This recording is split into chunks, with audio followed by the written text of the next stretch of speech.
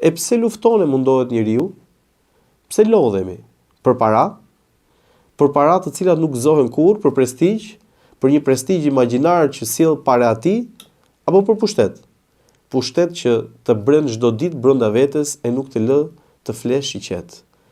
Ne jetojmë këtë botë sikur do të jemi të përjetshëm, por harrojmë se vdekja jeton me ne çdo ditë, këtu, në qafën tonë, dhe na kujton çdo ditë se shumë shpejt do të largohemi nga kjo jetë. Do të braktisim këtë botë pa kthim pas.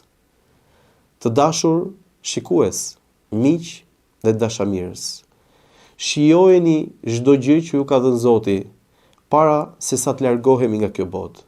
E nesërmja nuk është e garantuar, e sotmja po.